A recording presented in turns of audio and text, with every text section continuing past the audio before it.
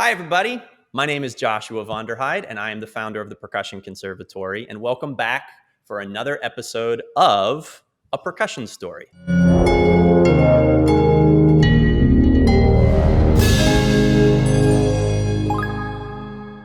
Our special guest of today is Dr. John Parks. And Dr. John Parks is the distinguished professor of percussion at FSU, among many, many other hats that he wears. And Dr. Parks, thank you so much for joining us. That's I my would just like pleasure. to first, thank you so much for being here. I would like to just first ask you if you could give us a brief background on how you first got started in music and when specifically you chose percussion.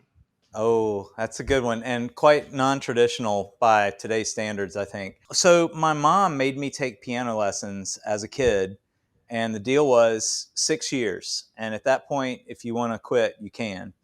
And she signed me up with this teacher in town that was like, I'm from a really small town in North Carolina, and the idea that this teacher was the best was like well received across the state. All of her students won superiors all the time, blah, blah, blah. So we didn't know any better. Well, the reason that all the students won superiors is because they only played two pieces for a whole year. So like, you Yeah. know, so you go in and you'd play two things and you would just kill it Right. because that's all you did. And so I'm winning all these contests and stuff. I mean, not like serious contests, but like little county and state things. So I'm starting to think that I'm pretty good. But what I really wanted to do was play drums in the band. And so I ended up getting to play trumpet. And then I started hiding my mouthpiece so that I wouldn't be able to participate in band, so that I could go back in the percussion section and hang out with them. I had no idea what I was doing back there either. But my parents were totally against this thing. There was some family history with rock and roll, and a younger brother of my mom's that had kind of gone bad, as you can imagine, like in the It 50s and happens. 60s. And so they were not hip to this at all, because they figured I was Hmm. going to be out playing with a hair band before long, and that's what it meant, which would have been fine. I loved that stuff. But I didn't really know what percussion was. And then I got a chance to go play timpani in an all-county group. And George Naff was the director, and he was the Spirit of America director at the time, which was kind of like, I'm sure you've heard of this. It's high school kids. It's kind of like I don't know what you would call it. It's not drum corps, but it's based on drum corps. And you Mhm. rehearse for a week, and you go to Europe and play in a bunch of different places and come back. And it's like the drum corps experience, but it's really short and without Hmm. all the intensity. It's really just all about the positives and stuff. So that's where I met Mike Mann, who was super famous back in the day, especially with his work with Phantom. Nicest guy. I still keep in touch with him. So anyway, flash forward, I go to college. I think I'm going to be a piano major. I have no idea what that means. And it took about a week in undergrad for me to figure out that I was in the wrong place. And I just couldn't get through literature fast enough. I couldn't read very well because my teachers had kept me on one or two pieces a year that were lights out. But I mean, if you put a hymn in front of me, we were going to have trouble. Yeah. And everybody else, of course, who had been playing their whole lives could just blow through Brahms and Chopin and bring in, stacks of stuff. Well, I also had, because I had gotten in a marching band, I ended up trying out for the drum line, and the section leader was the last snare drummer cut off the Blue Devils in '88. So this guy could play, and everybody else in the section could play. And that was my first real experience with percussion. Hmm. And so then I ended up joining the symphonic band, and I was in the marching band, and then I tried to play in jazz band, and then I'm in percussion ensemble, and all of a sudden this piano major is playing in like 6 different percussion groups. And I didn't really know what I was doing. It took me a couple of years to get serious. And it's funny now, I tell my students that I would have washed out of my own percussion program within the first like 2 days. But the Yeah. beauty of it is that, and the school I went to for undergrad is Furman University in Greenville, which my teacher, John Beckford, was a miracle worker in recognizing that I had something. I just didn't know what it is, and nobody else did either. But that it Mhm. was worth cultivating and letting me make all these mistakes and then eventually finding my path, Hmm. which I did. So then I went to Northwestern for my master's, and back then it was a 1 year program. It wasn't 2 years. And so it was super intense, really fast. Like, you're terrible, you're terrible, you're terrible, and you graduate. And so Patsy was my teacher, which was awesome. I mean, she was so good for me in so many ways. And I still, every time something good happens in my career, I always text her and just tell her how thankful I am for her and the things that I taught her. She's awesome, or that she taught me. And so then I got through that, but then I really decided that I wanted to do the orchestra thing for sure. So I stayed on to do a performer certificate, but through some moves and people going here and there and everywhere, the percussion position actually disappeared because one of the assistant deans actually had it. His name was Terry Applebaum. And then he left and went to UMKC, and that opened the position. And several people wanted it from the orchestra, but they didn't want somebody that wasn't going to be there doing it full time. And so Patsy left, and this is like Mm, new student week of my second year, and I was going to do a performer certificate. So all of a sudden, there's no teacher for mm, me. And they brought in Ed Harrison, who's amazing. He came in, but I didn't really get to work with him because he was working with the other set of students. And so around the same time, I'm thinking, well, I'm going to probably I've already got a master's degree. I'll audition for doctoral programs. I don't really need to stay here. And I'm starting to freelance in Chicago a little bit. So then the jazz faculty, well, there's a mass exodus of mm. students because now Patsy's not there. But the people that Sure. stayed, Angie Zader was there, Meredith Nelson. It was that ilk of people. Mark Dennett. I mean, some really killer I was players. about to say, I mean, Yeah, that's a and so we all packed stayed, studio you are around. and that was the thing too, man. Being around players like that, I learned more from them than I did from any other aspect of my education. Like, Mm, just I remember the first time I was in a conducting orchestra rehearsal, and we were doing pictures, and Brian Resnick was playing cymbals at the end, and I had never heard anything like that before. And yeah. he had just basically modeled his entire methodology off of Bookspan, and like I didn't know who that was either, and so it was a really exciting time in my life because I knew nothing, and I just kept like ingesting as much information as I could from teachers, from the library, listening to records, walking in on Angie Zader and saying, hey, I'll play Colas against you for $1, no warm up, no anything. We called it Colas for cash. Nice. So I love it. yeah, I never won, I should say, but at any rate, I mean, man, she's like a once in a lifetime talent, And and you did talk in your classes about how you said you don't hate the xylophone, but it is a bit of a nemesis, right? Those oh, tiny, tiny targets. I love that it's was a so funny nemesis. in your studio classes. Oh my god. It's problems for other people. I mean, here's an example. We did the Black Page on a contemporary music ensemble, and I was playing drum set, and she was playing xylophone. She didn't miss a note from first rehearsal to the end of the thing. I don't know if Whoa. any of our friends have tried to play that thing. That's no small feat by any stretch. I mean, she was amazing, still is. Hmm. But anyway, so I think I'm staying for this performer certificate, but then everybody left. So a lot of people left. And the jazz faculty came to me and said, hey, we know you're a drum set player. If you'll stay for the next, 2 semesters and play in the orchestra, play in the other things, still help run the studio, we'll give you a jazz pedagogy degree. You just got to take jazz arranging, jazz piano, jazz ensemble techniques, set jazz, blah, blah, blah, blah, blah. So, I mean, talk about drinking from a fire hose. It's like 1 minute I'm trying to, play Shiny Stockings, and the next minute I'm like analyzing Bob Brookmeyer charts, you know, Yeah. unsuccessfully largely. But it was really awesome because Don Owens was the jazz professor then. He was the best ensemble rehearser I have ever seen. I have an entire class that I teach here in pedagogy that is dedicated, like a whole week is dedicated to the way that he would run an ensemble rehearsal. Hmm. And I credit every bit of success that I've had in running groups to that guy. So it was just one of those things where, again, like things I would never plan on kind of fell into my lap. And all of a sudden, I'd gotten to take advantage of these opportunities that I never thought that I would be able to. So anyway, long story short, I got the Samford job at 24 years old, straight out of Northwestern, and it was marching band, jazz ensemble. I started a steel band, percussion ensemble, oral skills, etc. Like small school, great school. But it's like colleges are structured a lot like orchestras, as you know. It's like you'll have the small ones where you do everything. It's like akin to having one person in the section or something. Hmm. So you got to do everything. And then your next level job is probably more specialized. And then by the time you get to the third or fourth one, you're doing just what you feel like you're really an expert doing. So anyway, I was there for 3 years, And I started going to Eastman in the summers because I had a job. And so I was up there in the summers doing classwork, taking lessons with JB. And then I ended up going there for my residency for 2 years. Got to go to Japan with the Wind Ensemble, which was awesome. It was Hunsberger's last tour. Then I got the Kansas job and was there for 3 years. Got to play with Kansas City a lot. This is before Okay. McLaurin and all those guys came in. So Hmm. like the older guard people, which was awesome. And then I got the FSU job like 22 years ago.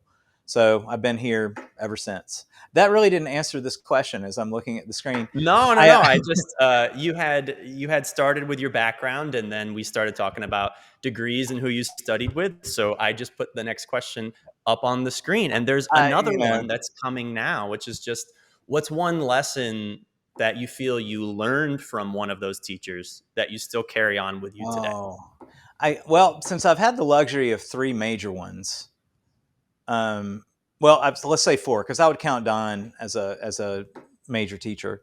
From my undergrad teacher, it's always thinking about your first impression and how you present yourself and being a professional, like really just being a professional and what that means.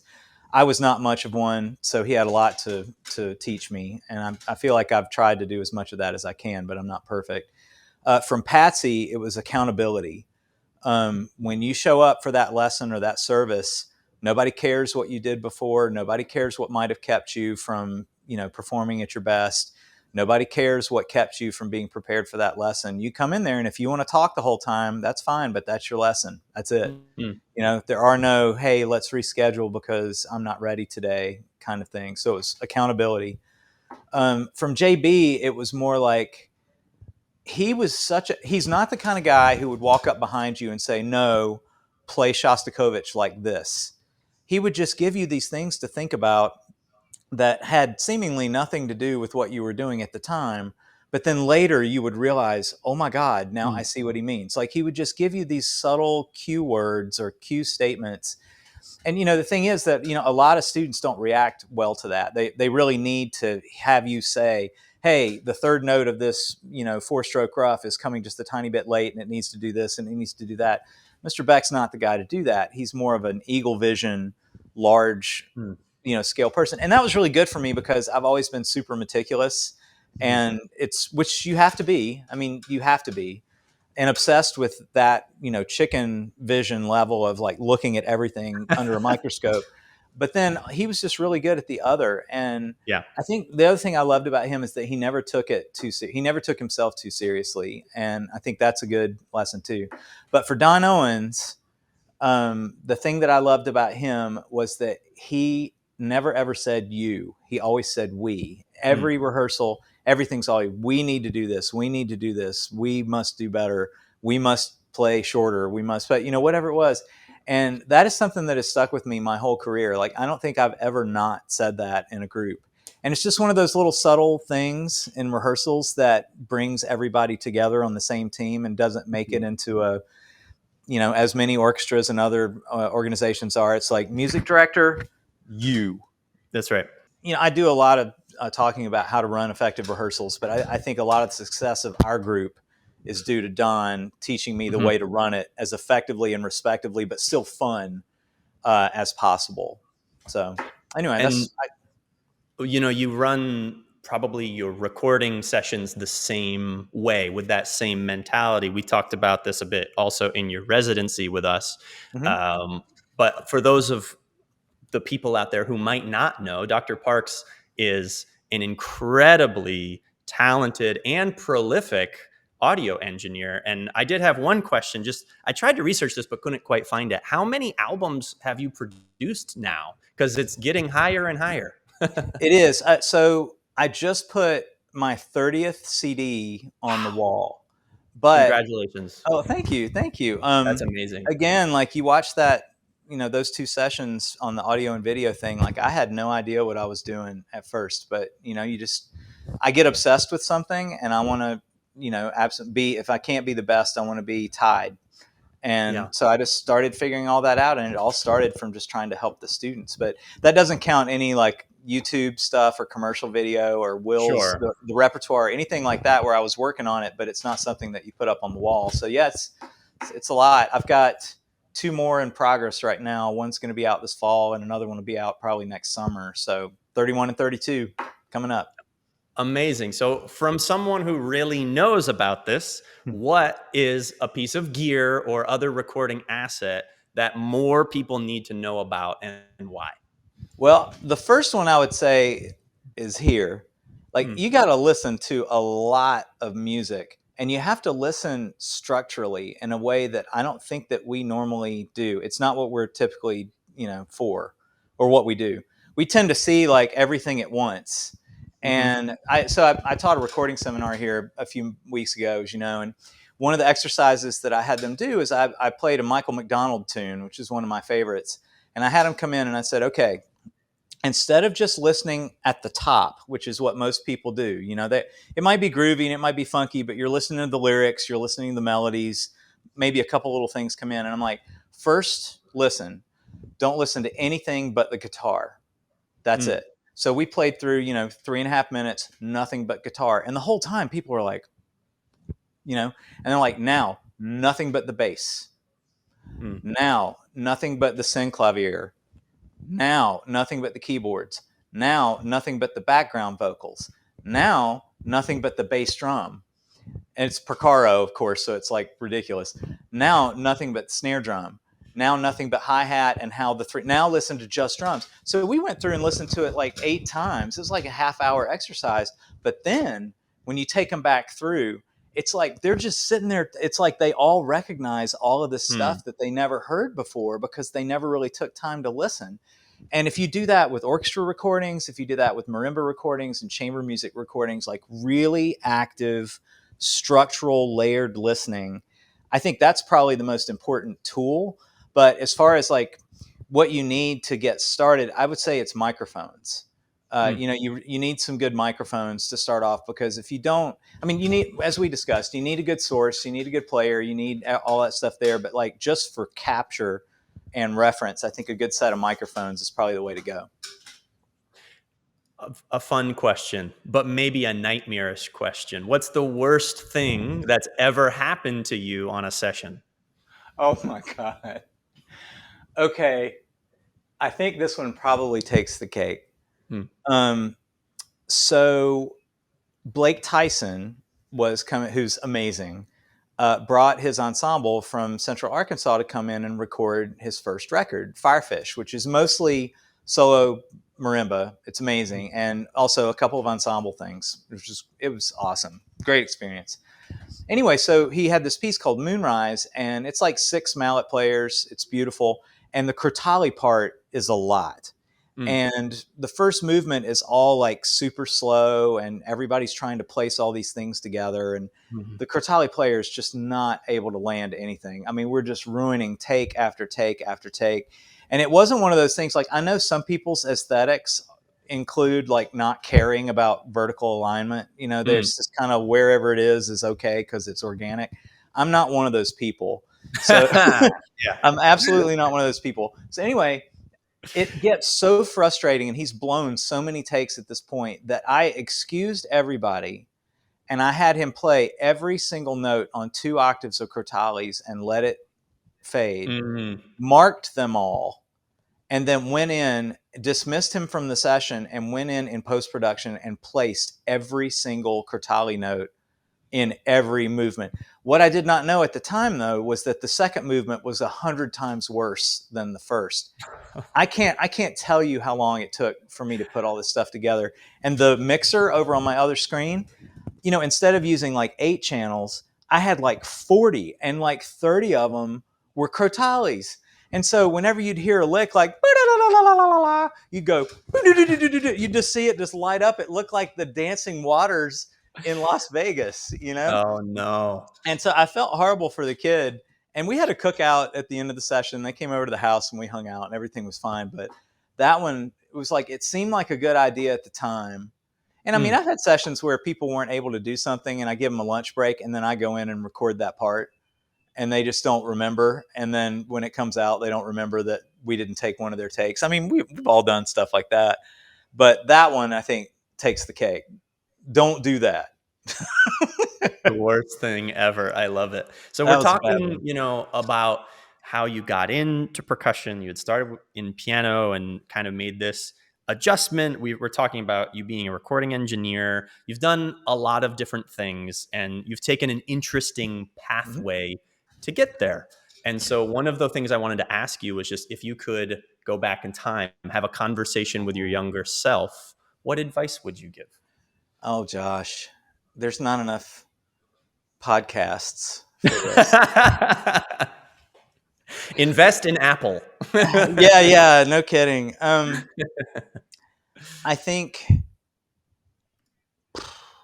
God, there's so many things. It's like it just depends on what area. Like as a player, I wish that I had developed healthy practice habits earlier, and I wish that I had been able to budget my time between all the important things that I thought were important, like spending time with my friends, practicing, score study.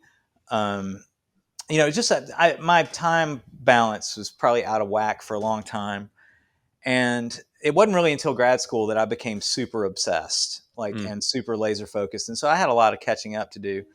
But I think one of the biggest ones, and this really is a character flaw of mine. I mean, in some ways, maybe it's a superpower because it can be really inspiring and team building, but it also can be like kryptonite.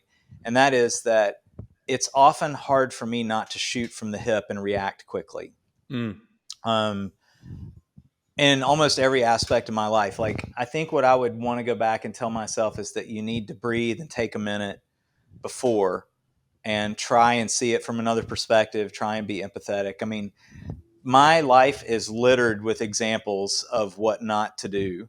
But I've survived. I'm seriously, but I've survived. Almost all of them, professionally, personally, and I think that the reason that I've been able to do it is just because I've either been really good at apologizing, or that it affected positive change, mm, either organizationally or within somebody's life or with my family or something like that. But what I wish I could tell myself when I was younger is that there are alternate ways to get to that same point. And I think, part of what I've been struggling with as I've gotten older is just how much energy intensity requires. mm, And really, do you need to have all of it to maintain the same level of productivity and, presence? And I think the answer is no. Like, I can't mm. remember the last time I raised my voice as a teacher. I mean, other than like just being excited. But when I was younger, like, I just didn't really know how to properly motivate people except through fear.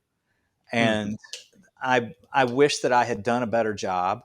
But by the same token, and I think this is true for every aspect of everyone's lives, I'm in such a great place now in my life in every respect, like with my job, with my playing for the most part, with my family, with my personal relationships, with my students, um, with my friends. I mean, everything is in such a great place. And I sometimes think back on all the moments, the forks in the road that brought me to this point, and what would have happened if something hadn't Hmm. done. Maybe if I had reacted a different way, would I still be in the same place? And it's times like that that I think, as painful as a lot of it was personally and for everybody around me, for various reasons and in various circumstances, I think it's worth it though, because Hmm. I wouldn't see my life any other way. And I don't know that, I mean, maybe I would like to change the way I did some things, but not if it means that I'm not in this place right now. And so I think overall, I don't even know how you would categorize that as a synopsis. I would say I wish I were just smarter and more mature earlier. And I'm still Yeah, not sure that I am, but I think I am more mature than I was when I was 18. So I guess that's all I got. I love it. I love it. I mean, along the way, we have awesome experiences. Mhm. We become happier. Sometimes it's a roller coaster. Sometimes you're very happy for a little while and then you become very unhappy. I mean, these things can be unpredictable, but it's Yeah. always very nice when you feel like you have more control over your responses and reactions to things, because then Mhm. you're, no matter what happens in your life, you know that you'll always be okay. You'll always be settled.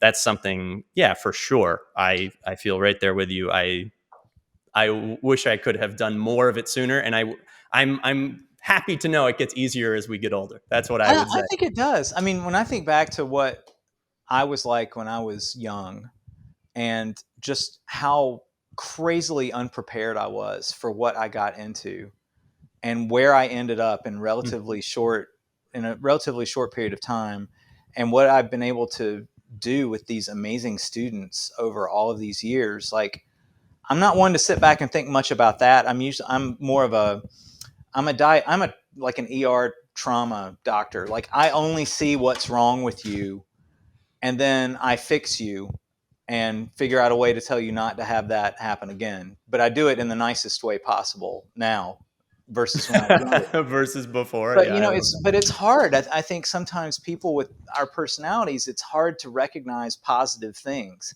that. Mhm. and to say, hey, this really is amazing, and I should sit and think about this for a minute. But I'm always in such a hurry to get to the next thing, for the next student achievement or the next recording or the next time that I'm going out to do some crazy bucket list thing with Terry. It's like I don't stop to think about those things as much as I probably should, and maybe I should do that more too. I don't know. I'm still There's learning. no I'm right. working on it, dude. I'm 52. I'm Exactly. still It's figuring always it a work out. in progress. There's no right or wrong answers. Just, yeah, I was just curious. But the question on the screen, on the screen now being, what's one of the most memorable performance or musical experiences that you've had? Because you've already mentioned having Oh, some bad ones, but I wanted to give you the chance to describe maybe some awesome performance or musical I experience. a couple come to mind. The two best of my life have been PASIC 2007 and PASIC 2011 on stage with my students. Hmm. The most amazing performance and teaching moments of my career, which is one of the reasons I'm so excited about this fall, because I know that will now be the third, that will be the third one. And I'm super excited about that. So anything with the students is great. I have two others probably. One, so I got to play a Carnegie Hall recital in 2007. And so the dean was like, hey, do you want to take people with you? And so I ended up Mhm. taking four of my students, and we toured up the East Coast and went and played. And Omar, who's now teaching at Furman, was playing, and we closed the show with Marimba Spiritual. And now we had played it so many times by this point. Like, we could have all had our heads, we could be dismembered and still like execute the concert, in some ways. And we get to that first entrance with all the bells and stuff in the first movement, and I set it up, and only two of the guys start playing, and I look over, and Omar is just like, he's so hypnotized by the fact that we're in that hall, and he's just looking right up in the air, and all of a sudden he goes and turns around and and catches the next one. It was the most beautiful thing that could have happened, because it summed up like every part of that experience. It's Mhm. like, this place is so awesome. We should take a moment to appreciate it. Although right in the middle of that section is probably not the moment. So let's just stay focused for the rest of the time. Yeah. So that was a good one. But I would say, just as a general experience as a player, that Japan tour with Eastman Wind Ensemble, we were right behind the Philadelphia Orchestra on that tour. Hmm. And I remember we played 2 nights in Tokyo Opera City. And oh my God. And we had the second half of each program, we had two programs, and the second half of each program started with Huntsberger's Star Wars suite. And every night, like, people would start, you've been over, you've been in the Far East. Yeah. People go bananas. It's like a Taylor Swift concert in the middle of stuff. People come up afterwards, you sign book bags, programs. They go outside. There are people rocking our buses. And I'm like, this is a bunch of people from Rochester in tails. I mean, we would do 5, 6 encores, man. It Yeah. was the most insane thing, and I just kept thinking, like, I wish it were like this in the States, but they've just got so much stuff figured out over there, as you know. But just being able to play with a group like that on a tour like that in those Mhm. spaces for audiences that were the most appreciative I have ever experienced, I will never forget every moment of that tour. That was life changing. That's a really cool one. I'm wondering also if the next question might have been life changing for you, which is, what was it like attending the Grammys? I've never been. Maybe you could tell us about it. It was amazing. Yeah. So I have some family in Santa Barbara. This is actually an interesting story. I don't know if I've told you this, but Mm-mm. my sister lives in Santa Barbara, and she's on the board of Music Academy. Mm-hmm. And I don't know, She 10, was 15 my years ago. compeer. I don't know if I ever told you that. You Gamble never did Park. tell me that. Yeah. That's what Yeah. I was about to say. Yeah. So all of a sudden, I'm getting these texts from people that are like, I didn't know that like, my sister is taking care of people. And like Matt Decker, when he won North Mm-hmm. Carolina, she knew it before I did. That's Now awesome. Yeah. she didn't know it before Keener. Like, nobody knows anything before Keener, but He's the still. guy. So anyway, she still lives out there. And so Terry and I flew out. It was for Christmas and her birthday. Her birthday's February 6th. It was the day after the show. And so this was a big surprise. So we flew out and hung out with my sister for a couple days and then went into LA. And it's surreal being in that room. I mean, it's a huge room, but it's not so big that you don't feel like you're part of what's going on. And probably the craziest thing about it is watching what happens during the TV breaks, because you can't see that there are two stages. And while you're focusing on, Kendrick Lamar is on one of them and they're dancers and pyrotechnics and all this stuff, right beside it, there's like 100 people that are over there resetting that stage for the next act. It's incredible. Like the most choreographed, insane set change you can imagine. And it happens in minutes. Wow. I mean, just incredible. So that was really cool. Everybody's super nice, and you don't have any idea really who you might be sitting with. And, it could be one of Beyonce's producers, although sitting up where we were, that's unlikely. But, everybody's just so nice. But the most, I think, special thing about that show is the collaborations, because you're never going to see Chris Stapleton play with, Smokey Robinson and Stevie Wonder at the same time with a band, like a big band. Like they played Higher Ground, like people are going bananas. I mean, Yeah. when do you get to see stuff like that in the moment? And that to me was, the award, the actual who wins stuff. I'm more concerned because there are two ceremonies, right? There's the early one where like Third Coast wins their Grammy, and movie scores and American Roots and all these other things that maybe aren't as commercially viable as, Sure. name your R&B artist or, whoever it happens to be. And then there's that show. So we didn't go to the earlier one. We just went to the later one. But it's awesome. It's 3.5 hours though, man. It's a big blow, but super cool. And so it was really fun. That's really cool. I love that. Now, there is a chance on this next question that you might have already answered it. And if so, we can move past it quickly. But if not, what are you most proud of in your career? My students. My students. They are incredible people. They're incredible players. Their work ethic, their personalities, the way that they bond together from the minute they get here, the way the older students take care of the younger ones.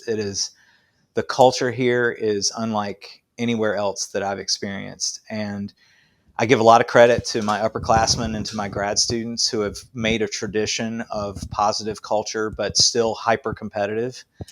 And just seeing, the number of times I've had conversations with prospective parents about how they're worried that their kid is never going to get a job. Like, we keep hearing there are no jobs, they're never going to get anything. They should, be a band director because it's guaranteed and it's a fallback.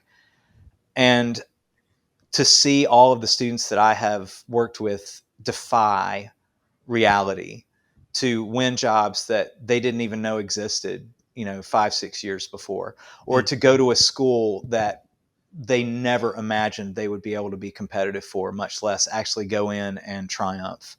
I mean, you read the list of our alums and this is them, man. I'm not taking those auditions. I'm not in front of those jury panels. I'm not, doing that stuff. I just try and sprinkle as much pixie dust on them as I can before they go and let them know that I love them no matter what happens. But I mean, you're aware of what's been happening here over the last little bit. And like, what other thing is there that's better than watching your family succeed? Right. And, I really think of them that way. And watching them defy odds and defy expectations and triumph is the most amazing thing outside of my boys. Watching them grow up and watching them triumph and watching them do their things. It's the most amazing thing I could have ever imagined as a musician and as a professional and as a teacher. So I would say the thing I'm most proud of is getting to guide people into a place in their lives that they were meant to be, but never maybe knew or believed that they could get there. That's really cool. It's a So really, that really that would be it. wholesome and beautiful answer. And I think it really reflects a lot on your entire philosophy, not only of your career, but of your life, is that you're Well, thank really you. living with a passion for what you do, but that passion is to help others. I think Yeah, absolutely. that's why you've had such success. I know that some of my previous mentors who I look up to the most have described the same thing. They have all said things get really good for you and yourself when you start really prioritizing helping other people. Yeah, It's I a agree very 100%. it's an interesting kind of karmic, or I don't know, universal mantra that is hard to see sometimes. Sometimes things are not the best for some individual moment in your life, and it can be difficult to see the forest through the trees. But that, for sure, if you're consistent about it, amazing things can happen. And they certainly have at your studio. I have a question about Florida later, but one of the aspects of a percussion story, this series that we do, is really about truly a story. Like things how they were early in your life, things how they are now, and sort of the journey that has happened in your career. And so, a fun question for you is: what is the most ridiculous fear that you had as a child that seems completely silly now? Vampires. Nice. That's a good answer. I love that. Vampires. Yeah, they're creepy. My parents took my sister and I on a trip to Colonial Williamsburg when I was in third grade. And we're in the hotel, and they made the mistake of leaving the TV special for Salem's Lot, the Stephen King, on. I was, however old you are, in third grade, scared like I have never been so Yeah. scared. I could not sleep in my room Mm. for years. Like they would put me at, like, we lived in this split level house and I had the bedroom down in the basement. I would start down there. I had a crucifix taped to my headboard, Josh. I would leave. I would crawl upstairs and like sleep at the foot of their bed. This went on forever. I mean, I'm totally convinced that whether or not they thought two kids was enough, but if there were ever thoughts of a third one, I've kept that from happening because I was just constantly, I was constantly there. I feel like vampires also used to be way scarier than they Yeah. are now. Like No, it's not like vampires used I'm to not be scared of Twilight vampires. exactly right. Like Twilight vampires, like, oh my God, they're so handsome, they're so beautiful, Yeah. they're these romantic vampires that we Like have now. I could get into that. I could get behind being one. You know, I could get And that behind being one because then I could play entire careers with an orchestra. And before long, no one would ever, they'd all die away. And I'd be with a whole new group that would not know anything that I had done prior. All of my mistakes would die with those people. And I would just live forever. Like it's appealing, I have to say. But not when I was a kid and not those ugly, scary vampires. But yeah, so now I make myself watch every scary movie that I can to continue to prove to myself that at age 52 I can watch all this stuff. So vampires, the most ridiculous fear I ever had. okay, good. I love it. Well, I'll be sure next time I'm visiting, I'll bring garlic. Make sure they'll stay Yeah, man, very far away. that stuff's real. What is the most memorable or embarrassing autocorrect mistake you've ever made in a text message? You can take a moment to think about it if you need. You know, I'll just say this. Um, Back in the early days of my email career, um, I was on AOL, which all of us were. Like, this is way before you were, you know, the tech genius that you are. Like, you take the phone line and plug it into the modem, and it, it comes up, and you have Sure. an address. You have an address book, and by some strange combination of keystrokes, while I was typing with a group of people from college, I accidentally included another cohort of people that may or may not have been my references for jobs. This was not for them to read. Yeah. Let's just say that. Yeah. And I mean, I caught all kinds of hell for that. But again, it was one of those things where, it didn't end up hurting me. But That's It good. was one of those moments that it could have been really bad. But I don't know that. I think the mistake that people make when they're writing like really impassioned electronic stuff like emails is that don't put the address in the to bar until you're ready to send it. Type out the email with it going to no one and then sit on it. And if you decide to send it later, then type in the address when it's ready and hit send. Because this, a certain combination of keystrokes, and you may send it before it's ready, or you may end up sending it to people that you didn't know you were sending it to. Reply all is like the bane of everyone's existence. So I would say that one. I mean, I can think of some other funny ones, but they're all basically in the same vein. Like people they're that not meant, shouldn't have known. Yeah, they're look, not meant for no, a percussion story publicly on YouTube. no, none of my former deans and former teachers needed to know about a golf tournament with my high school buds. Yeah, sure. Like, this is information they don't need. If you could trade lives with a celebrity, any celebrity for a day, because you had mentioned at the Grammys, you never know who you're sitting next to. So I thought of this question. Who would that be? And what would you do with that fame and or fortune? That is a really good question. A similar one that I've been asked before is if you could have lunch with anyone, who would it be? Mm, And I think it would be President Obama. mm, I just, politics aside, people think what you want. I don't care what you want. I love everybody. You do you. But man, that guy, I can't imagine what it would be like to sit down and talk with him. yeah. I wouldn't want to be him, but I just think that he would be one of the most amazing people like in history to just sit down and be able to talk to. As far as actually being someone, I don't I know, want to man. be someone. I know I want to be someone who can dunk. Yeah, I That's was gonna say, man, I You was know what like I mean? Michael I Jordan. want to feel like taking flight out of my feet. That's what I want Right, to like do. I would want to be like Michael Jordan or something. Yeah, yeah, yeah. Like I watched Last. Have you watched Last Dance? I haven't, but it's been Oh my god, recommended now. This is like the fourth time I've got to see it. man, it's amazing. Like I grew up in North Carolina, and of course he was playing at Chapel Hill. I remember when he was playing. I was really young, but when I was at Northwestern, they had just won the Mm, first three championships. And then the 2 years I was there was the year he was in Birmingham playing baseball. So I got to go see, the huh. other guys play, but Jordan wasn't there. And then when I got the Sanford job, he left Birmingham and went back to Chicago. And then they won the next three championships. So I never got to see him play as a pro, but that is definitely somebody I'd like to be in. But someone else that I've been thinking about recently is Claudio Abbado. I would like to be Yep. him for a day. Mm-hmm. I would like to be him in front of Lucerne doing something ridiculous. Like to do the end of Mahler 2 with him, to be him in front of that Yeah. orchestra with that chorus. I think that would be unbelievable.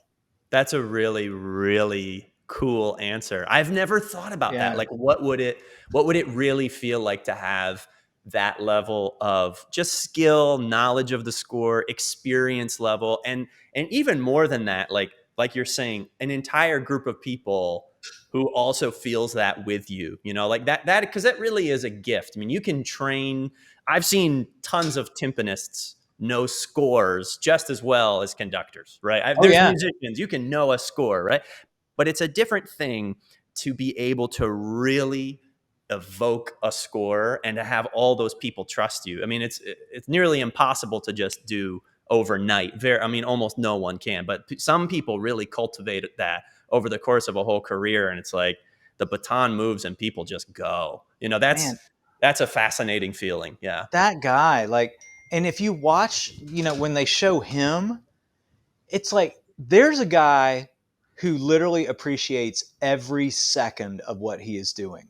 It Mm, does not matter whether it's something huge and like apocalyptic or something that's just like the tiniest, most subtle, tiny thing. Like that guy, you can tell every moment of magic is not lost on him. Every mm. second of the magic of being in front of an orchestra playing whatever it is, Mahler, Bruckner, Stravinsky, whatever. That guy, you just look at his face. That I don't know that I've ever seen a conductor who loved music more than that, other than looking back at like Leonard Bernstein videos. And I think Abato, like, obviously I listen because the orchestra is so good, but I watch just because he has such joy. And I think if everybody watched him, if everybody found somebody that they felt like, oh my God, this guy was put on earth, or this woman was put on earth for this, and they know it every second, I swear, man, it would lift everybody, even if it was just like a percentage point. I mean, I think that just for a second, it might take your mind off the fact that your stand partner is wearing cologne again and you need to write him up. You know? Yeah. You Yeah. know? I don't know. I Anyway. get it. I get it. All right. Well, we are getting into now just a little bit more of the fun stuff here in the interview, which I love to do. So here's a fun one for you. What's the weirdest thing you've ever eaten, and did you enjoy it? So I have two parts to this. One is that Love in that. Japan. By the way, this is chapstick. I'm addicted to it. Yeah. I Okay. keep Okay. it in all the time. Um, I ate horse sushi in Japan. Ooh. Okay. Um, that was interesting. But the Sushi other thing, meaning like like it raw was horse meat, cooked. It was raw. You ate raw raw horse horse, like meat, horse tartare, like basically. yeah, on like Wow. sushi rice. I did not That even know was that was a food. That is different. That's very different. maybe they did do something to it, but what I remember is eating it, and then it's one of those places, you've been in these where Yeah. they have the different levels of plates, and you just kind of grab what you want and you pay by color at the end. Yeah. And this Yeah. thing came across, and I took a bite of it, and then the sushi chef or whatever doesn't speak English, and I was like, what is this? And he's like, wee. That's awesome. And you knew. You knew right away what it was. I was Yeah. like, oh my God, I just ate a horse. So Yeah. that was one. But the other is that, so Terry and I have this big joke that there's this list of foods that I refuse to eat, but she believes that I have never actually had them. And so she's making me eat cottage cheese over and over again. And I think that's the weirdest food ever. It's the weirdest, nastiest. It tastes like like wet gravel to me. Mm. And so I wouldn't say that it's the weirdest. I would just say that it's the worst. So that's what I would go Yeah. with. I can get that. My mom's least favorite by a lot when I was living in Malaysia, she came over to visit with my dad and she tried durian, which is not the weirdest fruit, but for her, same thing. It was by far the worst food she'd ever had. She just couldn't do it. I'm sorry, I Mom. mean, I like horse. I'll I try. forced I'll her to try try it. Like, I give her credit. She tried it. I mean, I'll try anything. I'll try Yeah. anything. But once, man, if I this whole like try it 7 times thing, I'm just not sure about that.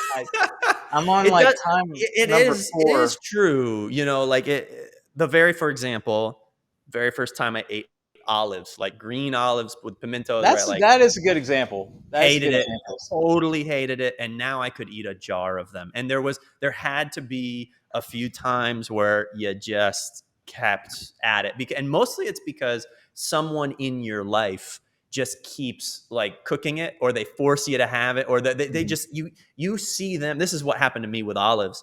I kept noticing people, especially on pizza or sandwiches, they would order it and they would just be somehow having the best experience. And I felt like I was really missing out. I was like, there has to be a way for me to enjoy olives as much as these people. And then now I love olives. And there's very few foods that I now will not eat. I try nearly everything. I've got an open palate, but No, that's good. I mean, I'll try it too. But there's some things that like not wet gravel. cream spinach, cottage cheese. These things, it's not happening. And mayonnaise, like I can't do Mayonnaise mayonnaise. is gross. I don't Yeah, let's understand. Like agree I don't that mayonnaise is understand it. just kind of gross. Oh Yeah. God. Ah. It's not good. It's not good. Yeah, comment for the YouTube people. Comment down below yes or no on mayonnaise. But yeah, I am not a fan. It's everything that mustard. Mustard is everything that mayonnaise just wanted to be and couldn't be. And I know people are going to say, "Oh, it's apples and oranges." It's like, nah, it's a condiment, and mustard and ketchup just clearly won that battle. I mean, just not good. Mayonnaise is gross. Mayonnaise is gross. It's gross. Ketchup and mustard, that's like God given. Yeah. Mayonnaise is not. It's I just love not. it. Besides mayonnaise, besides the overwhelming amount of mayonnaise that there is in Florida, what's Oh. the best and worst part of living in Florida? Um, the best part for me is that I love the water. Mm. And I love being at the beach. I love being on a lake. I love being on the river. I'm a wave runner junkie. When I went through midlife crisis, I got obsessed with wave runners, and so I'm now on my fourth one, which is basically like a Tesla wave runner, except it does require fuel. But it's just amazing. And being out on a river when no one else is out there, and you're going to, no waves, no nothing, like you're the only thing happening. If the water is just right, it's like this perfect mirror for the sky and for the trees and Mm. everything on the side. And when you're flying along at like 70 miles an hour, it is the closest thing to like flying yourself on top Uh, of the water. That, and I've also, I mean, obviously I exercise a lot, and I found that it's the same kind of stress relief that, you go in, you work out, no matter what you went in thinking about or whatever. It's got the edge of the blade is dulled a little bit, if not, completely. But when I'm out there, when you're in Florida especially, I mean, you got a lot of stuff in the water that's trying to kill you, and you yeah, have to that's right. including other boaters. Yeah. But you just got to pay such close attention to everything that, I can get out there and be really upset about like a colleague interaction or some other stupid thing. And by the time I get back in after I've been riding, 15, 20 miles up and down the stretch that I go, it's like it just doesn't matter. Mm. And so to me, the best part is that I can do that year round, even when it's cold. Even in January, there'll be days where it's 70 degrees. The water's cold, but I can put on a hoodie or a half wetsuit and I can still be out on the water. And even when it's cold, like the sunsets that we have over the Hmm. water, and Tallahassee's pretty close. Like I can be in the water in 45 minutes. I can Hmm. be in the river that I go to in about 25. And and spring here and like 1 month, like maybe October and November, are so gorgeous. Mm. And so I love that. And I love that. I love the orchestras in the state. I love all Mm. the people and all the sections. We all get along like almost impossibly well. It's so great. And I love the school. I mean, I love the football. I love all of these other things that I never thought that I would end up living in a state like Florida, and I love it. So I say the best part though is that I just love water. Yeah. Yeah, I'm a big fan of water too. I Mhm. think I've told this story a number of times now, so people close to me know. But while I was during COVID, supposed to be just taking a 1 week trip to Bali, Indonesia, with at that Man. time she was my fiance Jenny, now my wife Jenny, and the Malaysia that we had traveled from closed down, border closed down, and we were stuck in Bali for 6 months, and that was stressful because we didn't know what was happening. We weren't Oh married my yet. So if gosh. there was a visa issue, if we couldn't get back into Malaysia, she was going to get sent to China. I had to go back to America.